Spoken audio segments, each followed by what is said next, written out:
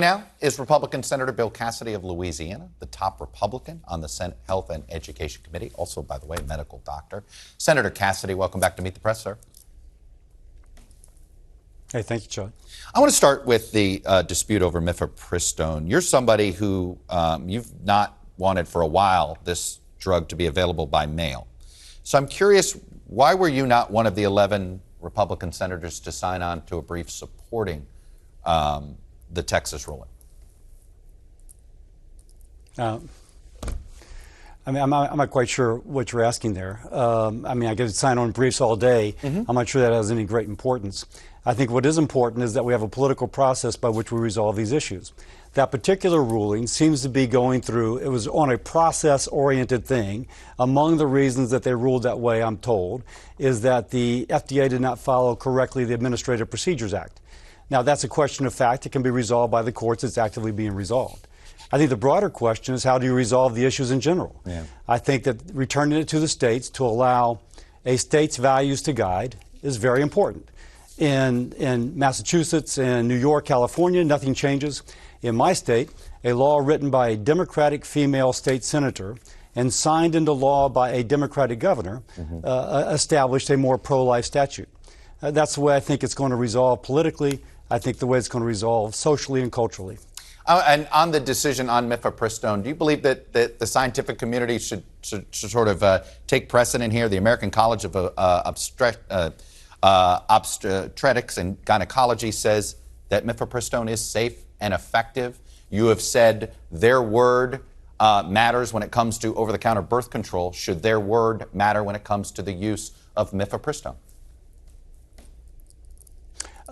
So I think you're going back to the kind of assertion that the principal basis of the court case in Texas was about the safety. And I think specifically it said that it was supposed to, the accelerated pathway was supposed to approve a drug to treat an illness. It is a stretch to call a pregnancy an illness. And of course, obviously, we know what happens to the unborn baby.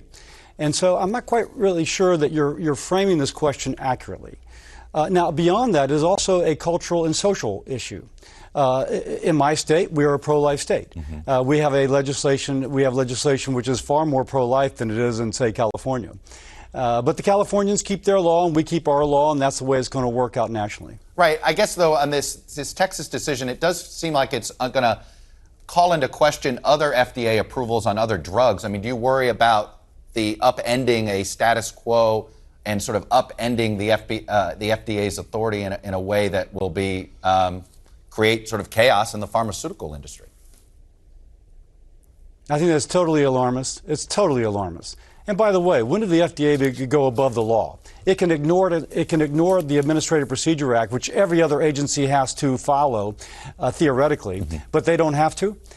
So I mean, I think that's alarmist, and I also think that the FDA should not be above the law. I want to get you to respond to something Governor Chris Sununu said about the larger debate about Roe v. Wade and this. Take a listen. I'm curious what your reaction. Roe v. Wade, whether you agreed with it or not, there was a 50-year precedent there. There's a 20-year precedent with this thing. So now to the American public, it looks like Republicans are coming in and trying to massively change and blow up the system and all of this sort of thing. You think he has a point? If he's speaking about the public's perception, I would say that would be the case. Yeah. That would be the case. There was a doctor from New Jersey who was testifying before Congress and just, grieving about how all of our patients were fearful. I'm thinking nothing's going to change in New Jersey. She doesn't understand the law, or if she understands it, she's deliberately mischaracterizing. So there is a perception issue out there. But what Dobbs does, it returns to states the decisions to allow the decision to be reflective of the state. In New Jersey, it doesn't change. In Louisiana, it reflects our values. Again, a law written by a Democratic female state senator signed into law by a Democratic governor. So I'm not quite. So I agree with the kind of the premise, but of what Governor Sununu said. But I'm kind of disagreeing with how you're presenting it. Are you still glad that Roe v. Wade was overturned, or do you think in hindsight this was? You've always said that this is an uncomfortable. It's hard to find a middle ground. Did it turn out Roe v. Wade was the uncomfortable middle ground for America? I think Dobbs is the uncomfortable middle ground, where people will confront that there's a diversity of opinion, and no one group has the ability to impose their will upon the other. So Dobbs, I think, was the correct decision. Are you are you going to vote against any attempt at creating a federal standard, considering that you believe this goes back to the states, whether it's any attempt, whether it's a 20-week, at one time you had supported a 20-week bill. Would you ever be open to that, or do you think at this point always leave it to the states? First, I think that the Dobbs decision is a correct decision. You can give me theoreticals all day long. You truly can. I'm pro-life, by the way. I am pro-life. But the fact is you're going to need 60 votes to get something through the Senate. What Tammy Baldwin was just talking about, there could be no restrictions in the states upon abortion, meaning that a child could be coming through the birth canal and could still be aborted. Is that right? No, it's wrong. And most Americans think that is wrong. The fact is, Tammy will not get that through the Senate. There's not 60 votes for allowing that. On a bipartisan basis, it's already been rejected. So I kind of reject giving me theoretical after theoretical, because I mean, that's what you do if you want to fill airtime and get people buzzing. But it's not how we actually govern. I hear you, but there seems to be a real debate here on this front. But I'd also want to talk to you about something that you have decided to touch, which is the third rail of American politics and Social Security. And before I ask you about it, I want to play this ad that Donald Trump is running against Ron DeSantis on this issue. Take a look. DeSantis has his dirty fingers all over senior entitlements, like cutting Medicare, slashing Social Security, even raising our retirement age. How much harder is the former president and, frankly, most now Republican elected officials who are suddenly running away from touching anything with Social Security, Medicare, or Medicaid?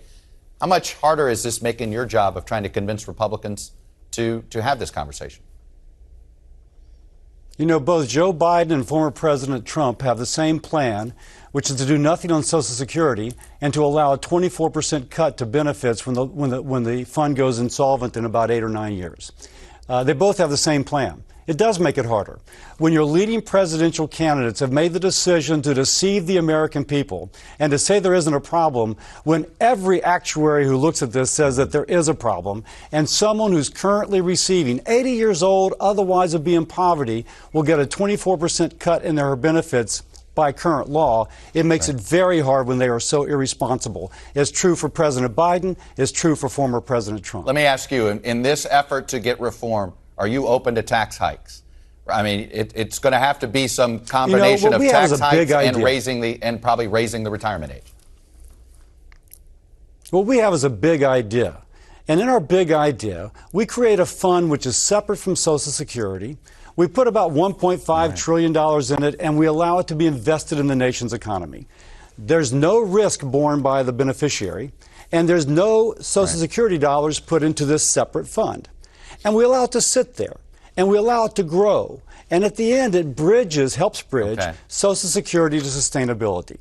All the risk is borne by the fund. Now, what you do in the additional 25%, that is 75% of what we need to do. The additional 25% are dials that politically we have to come together and resolve. If one side proposes something, the other side will demagogue it. We see Trump and we see Biden demagoguing it now. We need honesty with the American people, but we have a big idea that solves 75% of the problem, and that's a pretty good idea. Well, Senator Cassidy, it is a tough issue for you to try to take a leadership position on. Good luck. We'll be watching, and I look forward to continuing this discussion down the road. Thanks for coming on and sharing your perspective. Thank you, Chuck. Appreciate it. When we come back,